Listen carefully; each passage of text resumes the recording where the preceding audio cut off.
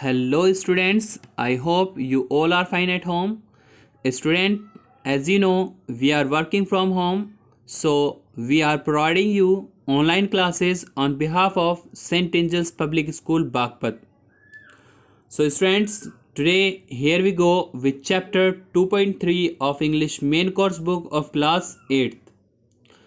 The title of the chapter is The Charge of the Light Brigade.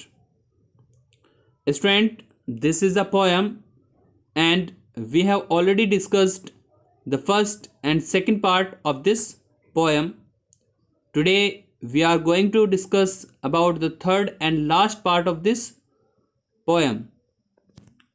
But before starting the third part, just take a review of part 1 and part 2. I have already told you that this beautiful poem had been written by a great English poet, Mr. Alfred Lord Tennyson, who was born in 1809 and he was died in 1892. So let's start. Student, in the first part, I told you that this is a story of a light brigade. It is a story of a team, an army who had 600 soldiers. ये एक army की कहानी है, एक British army की, जिसके अंदर, जिस टुकड़ी के अंदर, जिस बटालियन के अंदर 600 सोल्जर्स थे, जिन्होंने रशियन आर्मी पर अटैक किया था. और ये अटैक और ये जो हमला था, ये जो आक्रमण था, ये बहुत ही खतरनाक था. और इवन जबकि जो कंडीशंस थी, जो सिचुएशंस थी, वो बिल्कुल विपरीत थी. जब ब्रिटिश आर्मी रशियन सेना से 1.5 मील दूर, लगभग हाफ लीग दूर खड़ी हुई थी, तब उनका जो सेना नायक होता है, जो उनका टीम लीडर होता है, वो उन्हें कमांड देता है कि फॉरवर्ड द लाइट ब्रिगेड, आगे बढ़ो लाइट ब्रिगेड. लाइट ब्रिगेड का means an army who fights on horses. ऐसी आर्मी जो घोड़ों पर सवार होकर लड़ती है, that is called light brigade. तो वो उनका जो जनरल होता है, वो उन्हें आदेश देता है कि आगे बढ़ो और दुश्मनों पर हमला करो. और वो जानते थे कि आगे बढ़ना सिवाय सिर्फ मौत को दावत देना है, क्योंकि वो केवल 600 थे और दुश्मनों की सेना जो थी वो हज़ारों की तादाद में थी. एंड वन मोर पॉइंट, कि जो दुश्मन थे उनके पास लेटेस्ट टेक्नोलॉजी के हथियार थे, उनके पास गन्स थी, उनके पास कैनन्स थी, उनके पास बंदूकें और तोपें थी. और ये जो सिपाही थे लाइट ब्रिगेड के, ब्रिटिश आर्मी के, इनके पास सिर्फ और सिर्फ तलवारें थी. लेकिन अपने सेना नायक का आदेश सुनने के बावजूद वहाँ पर कोई भी निराश दिखाई नहीं दे रहा था. हालांकि वो जानते थे कि ये एक ब्लंडर है. ब्लंडर मीन्स ये एक गलत आदेश है, ये एक गलती है.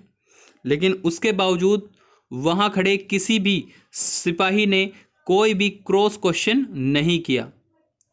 वो अपने जनरल के आदेश का पालन करते रहे. वो इतने लॉयल थे कि वो सिर्फ और सिर्फ अपने देश के लिए लड़ना और मरना और मारना जानते थे. इसी वजह से वो अपने जनरल का ऑर्डर फॉलो करते हुए आगे बढ़ चलते हैं उस मौत की घाटी की तरफ. तो वो उस मौत की घाटी में आगे बढ़ जाते हैं. जब वो आगे पहुंचते हैं तो उनका स्वागत जो रशियन आर्मी है अपने लेटेस्ट टेक्नोलॉजी के वेपन्स के साथ करती है.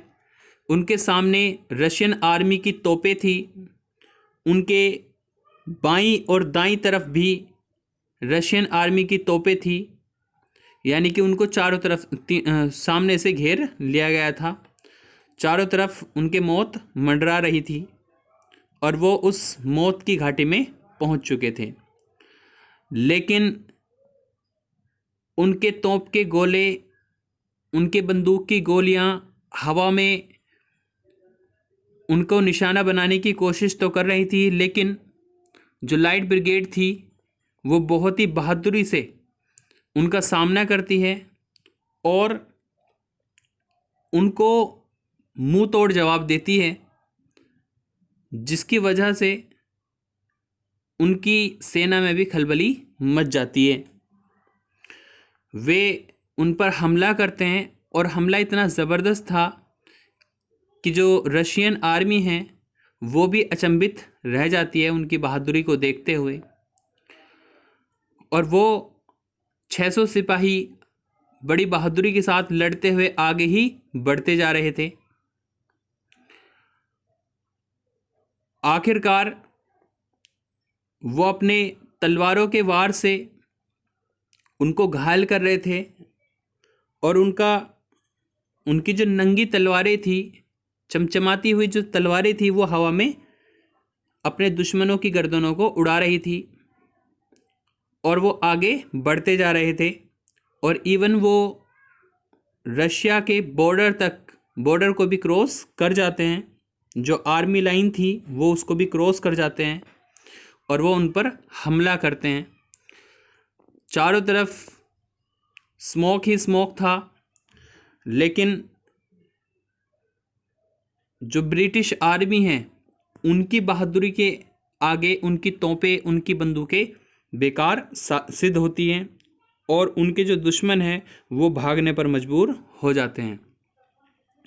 और आखिरकार जब वो बहादुर सिपाही मौत के जबड़े से वापस आते हैं, उनका जो कमांडर है उन्हें वापस आने का आदेश देता है, तो फिर वो पीछे की तरफ चल देते हैं। So student, this was the review of first and second part of the poem. Now we are going to explain the third part of this beautiful poem. So please pay attention. Now we are going to explain the third and last part of this poem of stanza 5, line by line. Please pay attention here. तो student अब वो वापस आ रहे हैं, लेकिन वापस आते हुए ये एक बड़े ही दुख की बात है कि अब वापस आते हुए वो 600 के 600 सिपाही नहीं थे। जब वो गए थे तो वो कितने थे in numbers? 600। But when they were returning, जब वो वापस आ रहे थे, दोज वर नॉट 600। अब वो 600 नहीं थे, बल्कि उनमें से बहुत सारे ऐसे सिपाही थे जो वीर गति को प्राप्त हो चुके थे, यानी कि जो मारे जा चुके थे इस युद्ध में। अब आगे क्या होता है, लेट्स सी, देखते हैं। Cannon to right of them, cannon to left of them, cannon behind them. हालांकि उन्होंने रशियन आर्मी को एक ज़बरदस्त टक्कर दी थी और जब वो वापस आ रहे थे अपने कमांडर के आदेश अनुसार, तब cannon to right of them, cannon to left of them, उनके बाईं तरफ भी तोपें थी और उनके दाईं तरफ भी तोपें थी। कैनन बिहाइंड दैम, और उनके पीछे भी तोपें थी। Wallet and thunder, wallet it means अब भी जो गोलियां हैं वो हवा में चल रही थी। जो गोले हैं, तोप के गोले हैं या बंदूक की जो गोलियां हैं, वो अभी भी हवा में तैर रही थी। एंड थंडर्ड, और बहुत ही ज़ोर से गर्जना हो रही थी गोलियों की और तोप के गोलों की। Stormed at with shot and shell, और उन पर स्टॉर्म्ड मीन्स होता है हमला होना, उन पर हमला किया जा रहा था विद शॉट, बंदूकों से, एंड शेल, और अपने आप को कवर करते हुए, यानी कि उन पर अभी भी रशियन आर्मी द्वारा हमला किया जा रहा था। Stormed at with shot and shell, वो उस हमले का जवाबी हमला करते हुए आगे अब वापस आ रहे थे। वाइल हॉर्स एंड हीरो फैल, जबकि जैसे ही वो किसी तोप के गोले का निशाना बनते तब क्या होता था, हॉर्स एंड हीरो, तो वहाँ उनके जो घोड़े थे वो गिरते थे, और जो हीरो और जो नायक और जो बहादुर सिपाही उन घोड़ों पर सवार थे वो भी रास्ते में गिर रहे थे। इट मीन्स जो उनके घोड़े थे और जो घुड़सवार थे वो अब रास्ते में गिर रहे थे। They that had fought so well, और ये वो सिपाही थे जिन्होंने बहुत ही अच्छे से लड़ाई की थी, जिन्होंने रशियन आर्मी को एक ज़ोरदार टक्कर दी थी।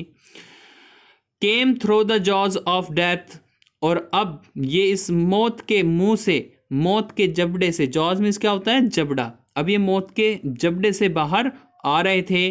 बैक, वापस आ रहे थे, from the mouth of hell, from the mouth of hell means नर्क के मुंह से, यानी कि नर्क के मुंह से वापस आ रहे थे। All that was left of them, और ये कितने वापस आ रहे थे, जितने भी बचे हुए थे, यानी कि गए तो ये कितने थे, 600, but now these were not 600, ये 600 नहीं थे, बल्कि these are only left of 600, ये केवल अब 600 में से जो बचे हुए थे अब सिर्फ वही सिपाही वापस आ रहे थे। Now let's see ahead what the speaker is saying in stanza 6, which is the last stanza of this beautiful poem. Now let's start. When can their glory fade? Glory, glory means क्या होता है, यश, गौरव, शान, उनकी शान और शौकत। तो वो speaker question पूछ रहा है, when can their glory fade, ये एक रिटोरिकल क्वेश्चन है जो जिसका जवाब हमेशा यस होता है। When can their glory fade, यानी कि उनका जो यश है वो कभी फीका पड़ सकता है, उनका जो गौरव है, उनका जो सम्मान है, क्या कभी फीका पड़ सकता है, यानी कि उनका जो उन्होंने जो वीर गति प्राप्त की है, उन्होंने जो हमला किया है जिसकी, और उस हमले की वजह से, उस हमले के द्वारा उन्होंने जो अपनी वीरता का सबूत दिया है, तो इसकी वजह से जो उनका यश बढ़ा है पूरी दुनिया में, क्या ये कभी फीका पड़ सकता है? तो वो कहते हैं नहीं, कभी नहीं। O the wild charge they made, कितना भयंकर उन्होंने, कितना शानदार चार्ज यानी कि आक्रमण दे मेड उन्होंने किया था अपनी दुश्मन आर्मी पर। उन्होंने साबित कर दिया था कि देश के लिए मर मिटने वालों को किसी चीज़ से डर नहीं लगता, ना ही दुश्मनों की संख्या से और ना ही उनकी लेटेस्ट टेक्नोलॉजी से। ऑल द वर्ल्ड वंडर्ड, पूरी दुनिया जो थी उनके इस हमले से वंडर्ड थी, आश्चर्यचकित थी। Honour the charge they made, जो उन्होंने आक्रमण किया है। तो अब जो स्पीकर है वो हम रीडर से एक रिक्वेस्ट कर रहा है कि हम उनका ऑनर करें, उनका सम्मान करें, कि जो उन्होंने लड़ाई लड़ी है, जो उन्होंने आक्रमण किया है, उसके लिए उनका हमेशा सम्मान होना चाहिए। We must honour them. Honour the light brigade, उस लाइट ब्रिगेड को हमें सम्मान देना चाहिए। नोबेल 600, जो 600 के 600 नोबेल, नोबेल यानी कि योग्य, पूरे सम्मान के जो हकदार हैं वो 600 के 600 सिपाही, उनका हमें क्या करना चाहिए, ऑनर करना चाहिए, रेस्पेक्ट करनी चाहिए। So student, this was the end of the poem. Student, I hope you would like it, and I hope you all are fine. Student, we will meet you again in the next video with a new chapter. Till then, I would pray you would be safe. So please, I request all of you, stay at home, be safe. Thank you. Have a nice day.